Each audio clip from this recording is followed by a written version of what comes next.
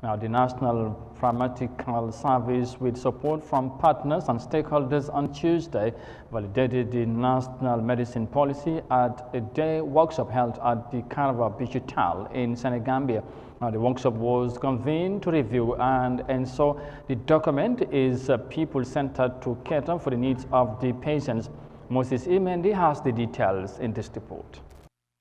The validation of the National Medicines Policy 2022 to 2025 is being carried out through the joint knowledge and experience of the Health Ministry, experts, and stakeholders.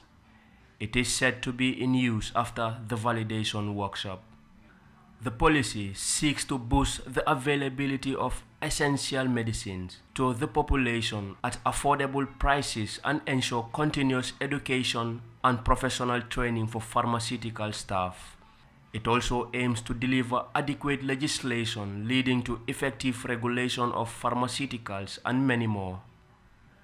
Mr. Babanding Sabali, Director of National Pharmaceutical Service, in his opening remark described the progress as a milestone in the development of the health sector and underscored that accessible health cannot be achieved in the absence of essential medicines. However, access to health cannot be fulfilled without availability of essential medicines. Therefore, this statement affirms that quality healthcare delivery is synonymous to optimal functioning of pharmaceutical sector. A weak pharmaceutical sector cannot support quality health delivery system. According to WHO, access to medical products and technology is one of the 6 building blocks of health system.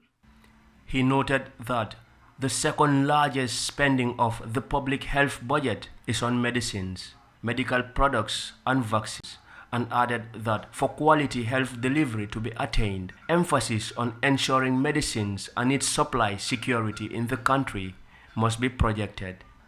Dr. Amadou Samate, Minister of Health, said the policy is to map out a new direction for the health sector development and will serve as a basis for driving the sector's priorities and plans. The policy has attempted in its best ability to capture the national vision as set in the National Health Plan and the National Development Plan, and in line with the Global Health Vision.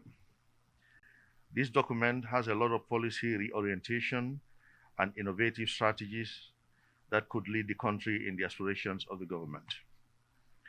The policy will provide a new direction for the health sector development. It will also serve as a basis for driving health sector priorities and planning as a good resource allocation process, and all other related pharmaceutical policies will be anchored on this.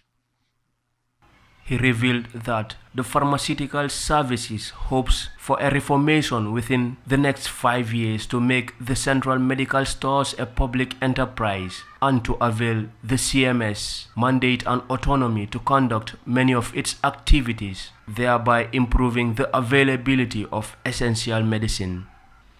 Dr. Desta Tiruni, World Health Organization representative, said underfinancing of medicines and the supply chain system, coupled with other factors, has affected the availability of medicines and highlighted the ambitions of the policy.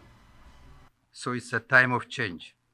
This policy was developed in the wake of the 4 years of the COVID pandemic. Across the world, the epidemic has exposed the gaps in the health systems. Based on the lessons learned and the quickly shifting epidemiological transition, this policy has forward-looking solutions for Gambia's health sector. It intends to create more resilient systems that can better cope with epidemics and the growing and more resilient epidemics and the growing needs of the Gambia. The Gambia has been grappling with a broken health system as the gap between expected and actual performance against targets remain large. The most important contributing factor to this gap is said to be insufficient resources. Public hospitals are often devoid of medicines, while exorbitant drugs and treatment in private health clinics continue to frustrate ordinary Gambians. Moses Mendy, Eyeafrica News.